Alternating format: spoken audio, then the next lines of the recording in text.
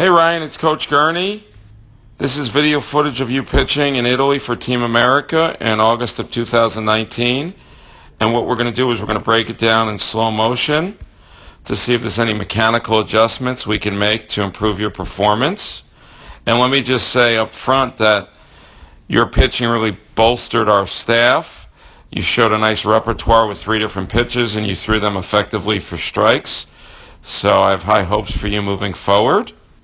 Let's go through the delivery, and if there's anything you don't understand, please contact me and we'll go through it. I like to have your eyes fixed on the target. You do a nice job with simple footwork right here. You get your knee above your waist and stay nice and compact here. I really like this posture you have right here. Head glued on the target, hands at the zipper, knee above belly button, foot dangling down with no tension. So this is terrific. Next, as we move forward, you separate nicely, have good stride length. I like your glove tuck. You're doing all the right things here with the baseball. So your upper body is terrific. What I want to talk about right now is synchronizing your upper and lower body. And what some technical pitching guys will refer to as better synergy, whereby your hip and shoulder separation need to be more effective. And let me show you what I mean by that. So just as you're a hitter and you're loading and your hands go back and your stride leg goes forward, so we're visualizing being a hitter right now, you're going to want to create in your load or gather as a hitter, you're going to want to create some separation. We want to do the same here. All right, so I'm looking for better shoulder and hip separation. That'll ultimately build torque, and that will give you what we would call as more synergy or coordination of body parts to give you more positive velocity and effect.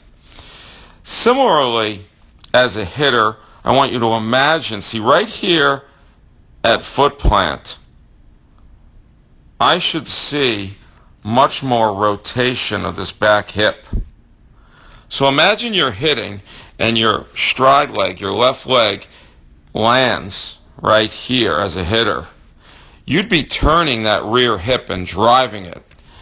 Even this back foot would get more rotation. So the biggest thing I don't see with your delivery is hip rotation, because that's something that I know you do as a hitter, and we need to do more of it here as a pitcher, especially by foot plant right here.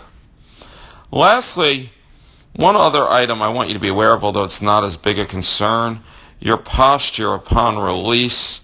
You're falling over towards the first base dugout, and I think you would agree this is an ideal posture. Look at your head, and your body's collapsing a little here. But not as important to me, Ryan, as those previous things mentioned, namely this hip and shoulder separation right here and the rotation of the hips.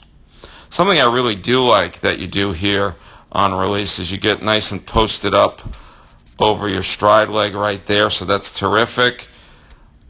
Ideally, this back leg, and I know I'm getting a little bit technical with you here, but I think you can handle it. If any of our guys can handle it, it's you. This should be in a V configuration. So kick that rear foot up higher and get that rear leg in a V configuration.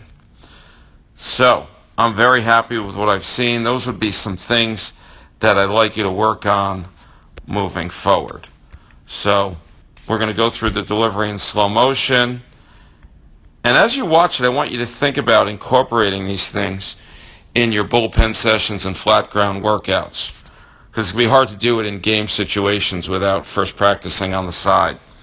So, number one, we want to have better rotation of the hips right here.